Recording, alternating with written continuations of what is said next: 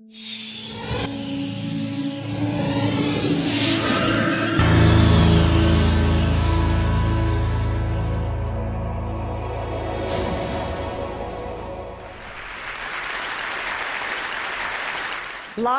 is about opportunities, creating them and embracing them. And for me, that was the Olympic dream. That's what defined me. That was my bliss. As a cross-country skier and member of the Australian ski team headed towards the Winter Olympics, I was on a training bike ride with my fellow teammates. As we made our way up towards the spectacular Blue Mountains west of Sydney, it was the perfect autumn day. Sunshine, the smell of eucalypt, and a dream. Life was good. We'd been on our bikes for around 5.5 hours when we got to the part of the ride that I loved, and that was the hills, because I loved the hills. And I got up off the seat of my bike and I started pumping my legs, and as I sucked in the cold mountain air, I could feel it burning my lungs, and I looked up to see the sun shining in my face. And then everything went black. Where was I? What was happening? My body was consumed by pain. I'd been hit by a speeding utility truck with only 10 minutes to go on the bike ride. I was airlifted from the scene of the accident by a rescue helicopter to a large spinal unit in Sydney. I had extensive and life-threatening injuries.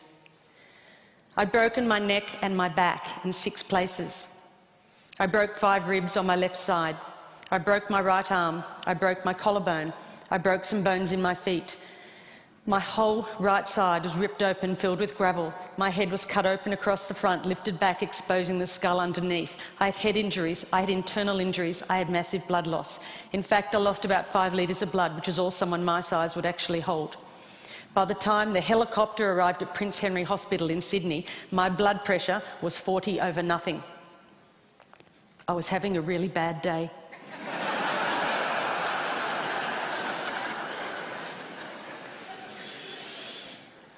For over 10 days, I drifted between 2 dimensions. I had an awareness of being in my body, but also being out of my body, somewhere else, watching from above as if it was happening to someone else. Why would I want to go back to a body that was so broken? But this voice kept calling me. Come on, stay with me. No, it's too hard. Come on, this is our opportunity. No, that body is broken. It can no longer serve me. Come on, stay with me. We can do it. We can do it together. I was at a crossroads. I knew if I didn't return to my body, I'd have to leave this world forever. It was the fight of my life. After 10 days, I made the decision to return to my body, and the internal bleeding stopped. The next concern was whether I would walk again, because I was paralysed from the waist down. They said to my parents the neck break was a stable fracture, but the back was completely crushed. The vertebra at L1 was like you'd dropped a peanut, stepped on it, smashed it into thousands of pieces. They'd have to operate. They went in, they put me on a beanbag, they cut me, literally cut me in half. I have a scar that wraps around my entire body. They picked as much broken bone as they could that had lodged in my spinal cord. They took out 2 of my broken ribs and they rebuilt my back, L1. They rebuilt it. They took out another broken rib. They fused T12, L1 and L2 together. Then they stitched me up. They took an entire hour to stitch me up. I woke up in intensive care and the doctors were really excited that the operation had been a success, because at that stage I had a little bit of movement in one of my big toes. And I thought, great, because I'm going to the Olympics. I had no idea. It's the sort of thing that happens to someone else, not me, surely. But then the doctor came over to me and she said, Janine, the operation was a success and we've picked as much bone out of your spinal cord as we could. But the damage is permanent. They're central nervous system nerves. There is no cure. You're what we call a partial paraplegic, and you will have all of the injuries that go along with that. You have no feeling from the waist down, and at most you might get 10 or 20% return. You'll have internal injuries for the rest of your life. You'll have to use a catheter for the rest of your life. And if you walk again, it will be with calipers and a walking frame. And then she said, Janine, You'll have to rethink everything you do in your life because you're never going to be able to do the things you did before. I tried to grasp what she was saying. I was an athlete, that's all I knew, that's all I'd done. If I couldn't do that, then what could I do? And the question I ask myself is, if I couldn't do that, then who was I? They moved me from intensive care to acute spinal. I was lying on a thin, hard spinal bed. I had no movement in my legs. I had tight stockings on to protect from blood clots. I had one arm in plaster, one arm tied down by drips. I had a neck brace and sandbags on either side of my head. And I saw my world through a mirror that was suspended above my head. I shared the ward with 5 other people. And the amazing thing is that because we were all lying paralysed in the spinal ward, we didn't know what each other looked like. How amazing is that? How often in life do you get to make friendships, judgment-free, purely based on spirit? And there were no superficial conversations as we shared our innermost thoughts, our fears, and our hopes for life after the spinal ward. I remember one night, one of the nurses came in, Jonathan, with a whole lot of plastic straws. He put a pile on top of each of us and he said, "Start threading them together."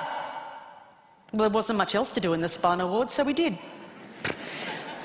And when we'd finished, he went around silently and he joined all of the straws up till it looped around the whole ward.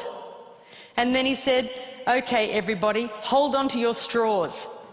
And we did. And he said, "Right, now we're all connected." And as we held on and we breathed as one, we knew we weren't on this journey alone. And even lying paralysed in the spinal ward, there were moments of incredible depth and richness, of authenticity and connection that I had never experienced before. And each of us knew that when we left the spinal ward, we would never be the same. After 6 months, it was time to go home. I remember Dad pushing me outside in my wheelchair, wrapped in a plaster body cast, and feeling the sun on my face for the first time. I soaked it up and I thought, how could I ever have taken this for granted? I felt so incredibly grateful for my life. But before I left hospital, the head nurse had said to me, "Janine, I want you to be ready because when you get home, something's going to happen." And I said, "What?" And she said, "You're going to get depressed." And I said, "Not me, not Janine the Machine," which was my nickname. She said, "You are, because see, it happens to everyone. In the spinal ward, that's normal. You're in a wheelchair, that's normal, but you're going to get home and realise how different life is." And I got home and something happened. I realised Sister Sam was right. I did get depressed. I was in my wheelchair. I had no feeling from the waist down, attached to a catheter bottle. I couldn't walk. I'd lost so much weight in hospital, I now weighed about 80 pounds. And I wanted to give up. All I wanted to do was put my running shoes on and run out the door. I wanted my old life back. I wanted my body back. And I can remember Mum sitting on the end of my bed and saying, "I wonder if life will ever be good again." And I thought, how could it? Because I've lost everything that I valued, everything that I'd worked towards, gone. And the question I asked was, why me? Why me? And then I remembered my friends that were still in the spinal ward, particularly Maria.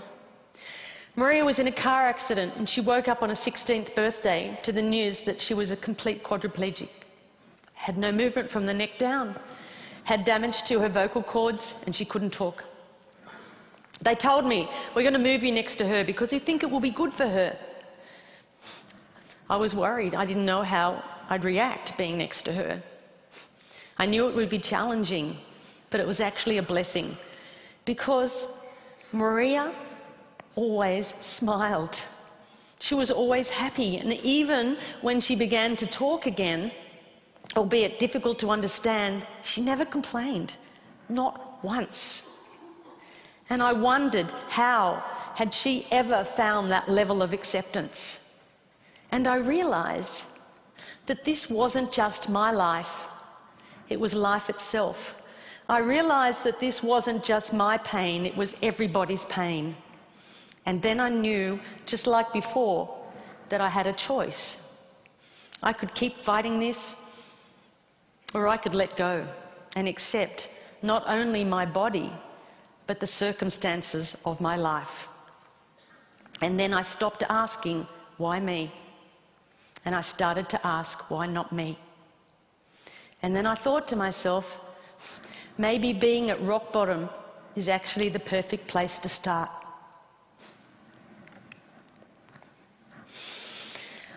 I had never before thought of myself as a creative person. I was an athlete, my body was a machine.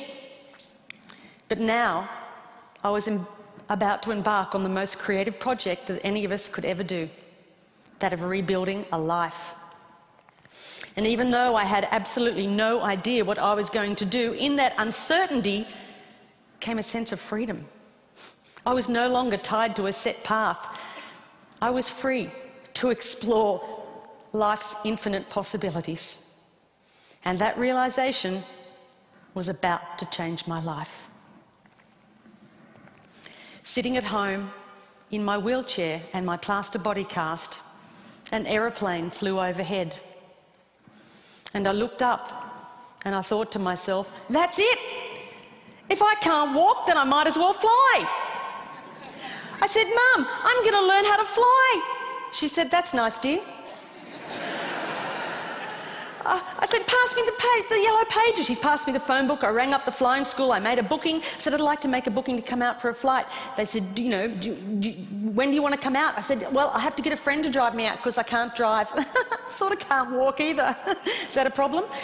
I made a booking, and weeks later my friend Chris and my mum drove me out to the airport, all 80 pounds of me covered in a plaster body cast in a baggy pair of overalls. I can tell you, I did not look like the ideal candidate to get a pilot's licence. I'm holding onto the counter because I can't stand. I said, hi, I'm here for a flying lesson. And they took one look and ran out the back to draw short straws. You get her. No, you take her. Finally, this guy comes out. He goes, hi, I'm Andrew, and I'm going to take you flying. I go, great. So they drive me down. They get me out on the tarmac, and there was this red, white, and blue aeroplane. It was beautiful. They lifted me into the cockpit. They had to slide me up on the wing, put me in the cockpit. They sat me down. There are buttons and dials everywhere. I'm going, wow, how do you ever know what all these buttons and dials do? Andrew, the instructor, got in the front, started the aeroplane up. He said, would you like to have a go at taxiing? That's when you use your feet to control the rudder pedals, to control the aeroplane on the ground. I said, no, I can't use my legs. He went, oh. I said, but I can use my hands. And he said, okay. So he got over to the runway and he applied the power. And as we took off down the runway and the wheels lifted up off the tarmac and we became airborne, I had the most incredible sense of freedom. And Andrew said to me, as we got over the training area, you see that mountain over there? And I said, yeah. And he said, well, you take the controls and you fly towards that mountain. And as I looked up, I realised that he was pointing towards the Blue Mountains, where the journey had begun. And I took the controls, and I was flying. And I was a long, long way from that spinal ward, and I knew right then that I was going to be a pilot. Didn't know how on earth I'd ever pass a medical. But I'll worry about that later, because right now I had a dream. So I went home, I got a training diary out, and I had a plan. And I practiced my walking as much as I could. And I went from the point of like 2 people holding me up to 1 person holding me up, to the point where I could walk around the furniture, as long as it wasn't too far apart. And then I made great progression to the point where I could walk around the house, holding onto the walls like this. And Mum said she was forever following me, wiping off my fingerprints. But at least she always knew where I was. So while the doctors continued to operate and put my body back together again, I went on with my theory study. And then eventually and amazingly, I passed my pilot's medical, and that was my green light to fly. And I spent every moment I could out at that flying school, way out of my comfort zone. All these young guys that wanted to be Qantas pilots, you know, and little old hop-along me, in first my plaster cast and then my steel brace, my baggy overalls, my bag of medication and catheters, and my limp. And they used to look at me and think, oh, who is she kidding? She's never going to be able to do this. And sometimes I thought that too. But that didn't matter, because now there was something inside that burned that far outweighed my injuries. And little goals kept me going along the way, and eventually I got my private pilot's license. And then I learned to navigate, and I flew my friends around Australia. And then I learned to fly an aeroplane with 2 engines, and I got my twin engine rating. And then I learned to fly in bad weather as well as fine weather and got my instrument rating. And then I got my commercial pilot's license. And then I got my instructor rating. And then I found myself back at that same school where I'd gone for that very first flight, teaching other people how to fly. Just under 18 months after I'd left the spinal ward.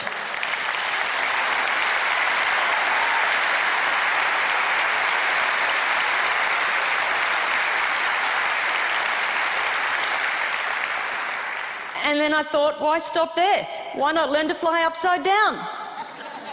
And I did. And I learned to fly upside down and became an aerobatics flying instructor. And Mum and Dad, never been up.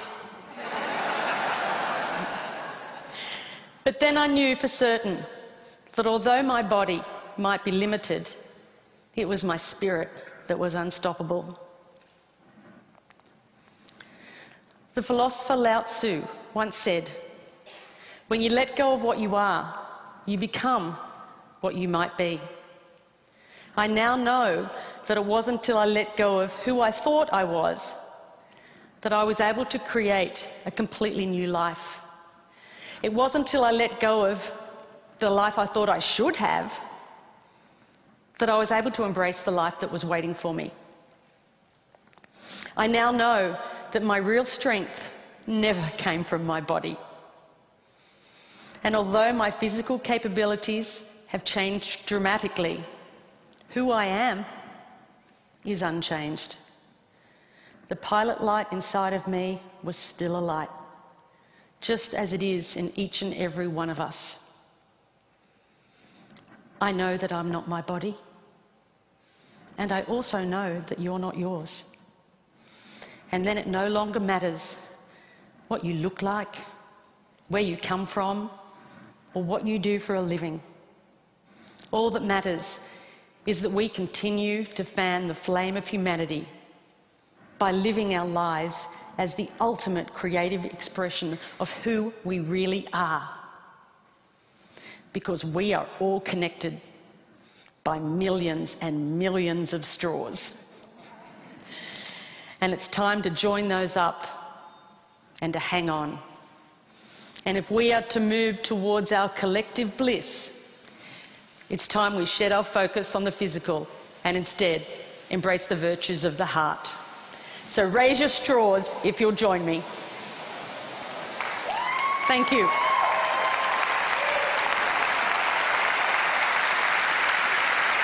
Thank you.